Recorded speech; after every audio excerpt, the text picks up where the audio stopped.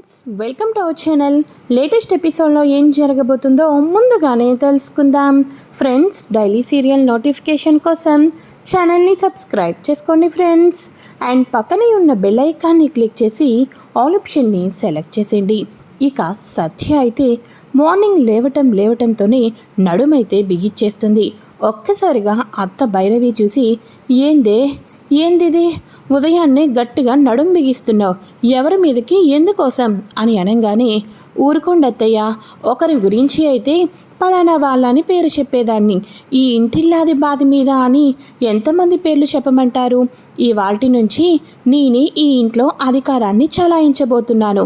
మీరు చక్కగా రెస్ట్ తీసుకొని మీ శేష జీవితాన్ని కృష్ణారామ అని అంటూ గడిపండి అని అనగానే ఒక్కసారిగా భైరవి షాక్ అయిపోతుంది.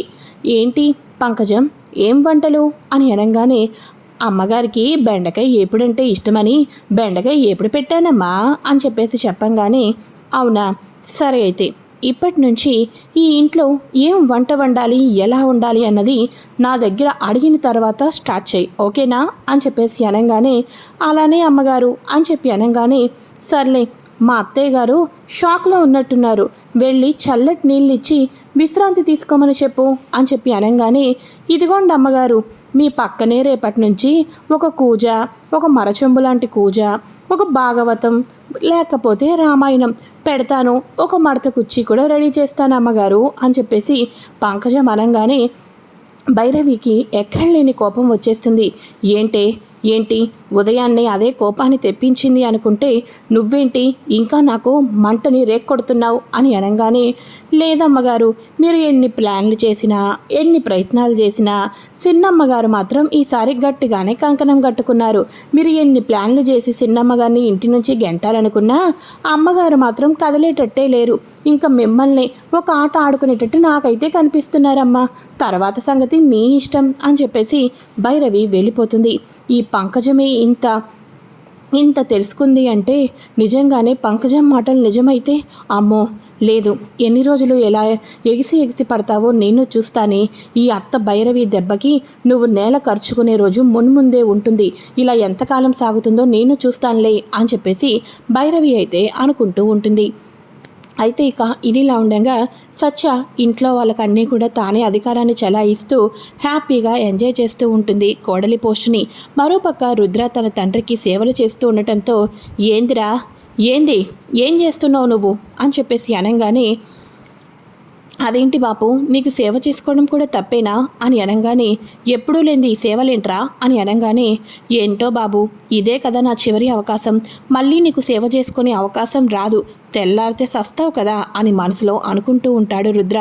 గదేందన్నా గట్లా మాట్లాడుతున్నావు అని చెప్పేసి మన క్రిష్ అనగానే, అబ్బే అదేం లేదురా, రేపు ఎమ్మెల్యే అయిపోతాడు బాపు, అప్పుడు గల్లీ తిరుగుతూ బిజీ అయిపోతాడు, కానీ బాపు మనకెక్కడ దొరుకుతాడురా అని చెప్పేసి అనుకుంటూ ఉంటే, అవునులే అది నిజమే అని చెప్పి అనగానే, అవును ఏంది రేపేదో ఇంపార్టెంట్ పనుంది అని చెప్పేసి అన్నారు అని అనగానే అప్పుడు క్రిష్ అంటాడు, చూడండి బాపు, రాత్రికి మాత్రం నాకు ఏ పని చెప్పకూడదు, సాయంత్రం 6 అవ్వంగానే నేను రేపు ఇంటికి వచ్చేయాలి అని అనగానే, నాయనా సిన్నోడు చూసావా అస్సలు ఆగలేకపోతున్నాడు అని అనగానే, అవునరా సిన్నోడా, అయినా రేపు నువ్వు రావద్దులేరా, మేమిద్దరం పోతాంలే అని చెప్పి అనగానే, అవునవును నువ్వు రావద్దులేరా, బాపుని తీసుకొని నేనే వెళ్తానులే, ఎందుకంటే బాపు ఇప్పుడు ఎమ్మెల్యేగా పోటీ చేయబోతున్నాడు, మాజీ ఎమ్మెల్యే చనిపోయాడు అని అందరూ అనుకుంటున్నారు.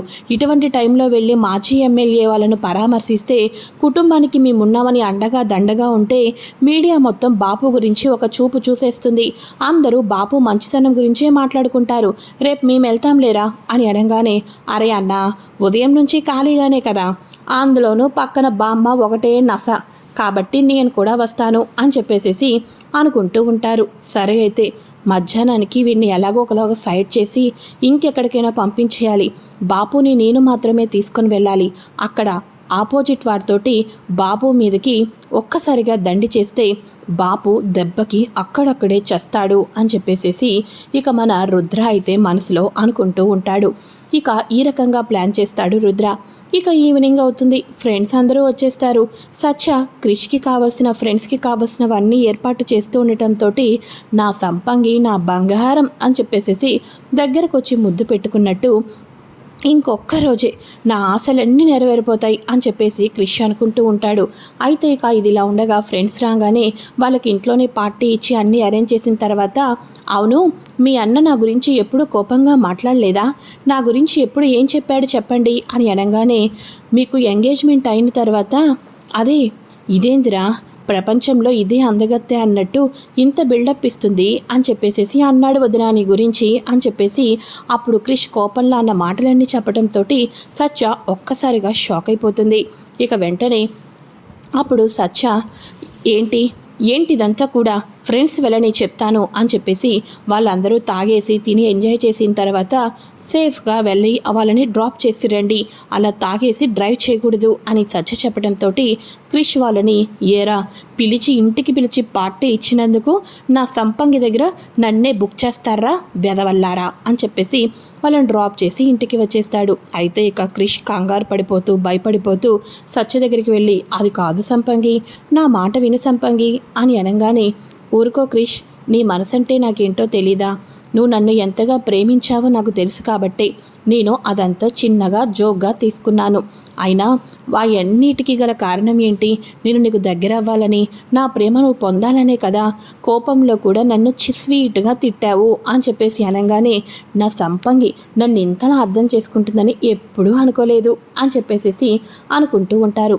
అయితే ఇక మార్నింగ్ మహదేవయ్యని రుద్రాన్ని తీసుకొని వెళ్తున్నప్పుడు క్రిష్ కూడా వస్తానని చెప్పేసి అంటాడు కదా, అరే వద్దురా, సాయంత్రం నీకు అసలే ఫస్ట్ నైట్ కదరా, ఆ ఏర్పాట్లు చూసుకో, అయినా బామ్మ నీకు ఏదో తెమ్మని చెప్పిందిరా, ఆ గుడికి వెళ్ళి ఏదో పూజ చేయించుకోమని చెప్పింది అని అనగానే, గట్లనా, పూజ చేయకపోతే మళ్ళీ ఏదైనా అరిష్టం వస్తుందేమో అన్నా, సరే అయితే బాపుని తీసుకొని ఆ చనిపోయిన ఎమ్మెల్యే ఇంటికి పరామర్శించడానికి మీరు వెళ్ళండి, నేను గుడికి వెళ్తాను అని చెప్పేసి క్రిష్ గుడికి అయితే వెళ్తాడు. గుడికి వెళ్ళిన తర్వాత పంతులు గారు పూజ చేస్తారు, చేతికి కంకణం కూడా మీ బామ్మగారు కట్టమన్నారు బాబు అని కంకణం కూడా కడతారు. సరే అని చెప్పేసి ఇంటికి వస్తూ ఉండగా ఎందుకనో ఏదో తేడా కొడుతుంది, నా మనసంతా బాపు బాపు అని ఒకటే పీకేస్తుంది, ఎప్పుడూ లేదు నాకు ఇలాగా, ఎందుకైనా మంచిది ఆ ఇంటి పరామర్శించడానికి నేను కూడా వెళ్తాను అని చెప్పేసి క్రిష్ అనుకుంటూ వెళ్తూ ఉంటాడా. ఈ లోపల రుద్ర, నా బాపు ఒంటరిగా తీసుకొని వస్తున్నాను, నువ్వు మగాడివైతే నా బాపు ప్రాణాలు పోవాలి, నా బాపు ఈరోజు చచ్చాడన్న వార్త టీవీల్లో వినిపించాలి, ఇది నీకు మంచి అవకాశం, ఈ అవకాశాన్ని నువ్వు సద్వినియోగం చేసుకోకపోతే ఇక నువ్వు రాజకీయాలకే వేస్ట్ అని చెప్పేసి రుద్ర అవతల వాడికి చెప్పడంతో, లేదు ఈరోజు నా అవకాశాన్ని నేను ఎప్పటికీ కూడా వృధా చేసుకోను అని చెప్పేసి అవతల వ్యక్తి స్కెచ్ అయితే గీసేస్తాడు. ఇక రుద్ర తన తండ్రికి దూరంగా వాళ్ళందరితో మాట్లాడుతూ పరామర్శిస్తూ ఈ రకంగా ఉంటూ ఉంటాడా. క్రిష్ వచ్చేసేసి అదే సమయంలో వెళ్తూ ఉంటాడు. కొంతమంది రౌడీలు వెనకాతల చాకు పెట్టుకొని ఇలా వెళ్తూ ఉంటాడు. వాళ్ళందరూ కూడా మహాదేవయ్యని టార్గెట్ చేస్తాడు. ఒక్కసారిగా మహాదేవయ్య పొట్టలో పొడుస్తూ ఉండగా అమాంతం క్రిష్ వెళ్ళి అడ్డుకుంటాడు. ఇక క్రిష్ పొట్టలోకి కత్తి వెళ్ళిపోతుంది. అమాంతం రక్తపు మడుగులో క్రిష్ అయితే ఉంటాడు. ఒక్కసారిగా మహాదేవయ్య షాక్ అయిపోతాడు. ఈ పోటు నాకు పొడాల్సింది, నన్ను ఈ రకంగా ఎవరో చూడాలి అనుకున్నారు అని చెప్పేసి, అరే పెద్దోడా ముందు వీడిని హాస్పిటల్కి తీసుకొని వెళ్దాం పదండి అని చెప్పేసి మహాదేవయ్య వాళ్ళందరూ క్రిష్ని తీసుకొని హాస్పిటల్కి వెళ్తారు. క్రిష్ ఒక్కసారిగా బ్లడ్ అంతా లోపలికి బయటకు వచ్చేస్తూ ఉంటుంది. మాట్లాడలేని పరిస్థితిలో ఉండటంతో సత్యకు కూడా ఈ విషయం తెలియటంతో కన్నీళ్లు పెట్టుకుంటూ సత్య హాస్పిటల్కి కూడా వెళ్తుంది. ఇక అతను కళ్ళు తెరవటం లేదు మేడం, బాడీ సహకరించటం లేదు, బాడీ సహకరిస్తేనే కదా మేము ఏదైనా ట్రీట్మెంట్ చేయగలం, బ్లడ్ అయితే ఎక్కిస్తున్నాం, కానీ అతను ఎందుకనో కోమా స్టేజ్కి వెళ్తున్నాడేమో అనిపిస్తుంది అని డాక్టర్ చెప్పంగానే సత్య, క్రిష్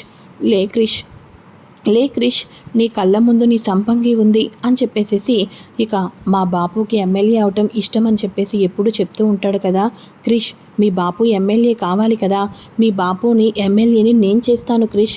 నేను నీకు మాట ఇస్తున్నాను, రేపు మీ పొద్దున్న బాపు ఎమ్మెల్యేగా ప్రమాణ స్వీకారం చేస్తున్నప్పుడు నువ్వు గట్టిగా చప్పట్లు కొట్టాలి కదా.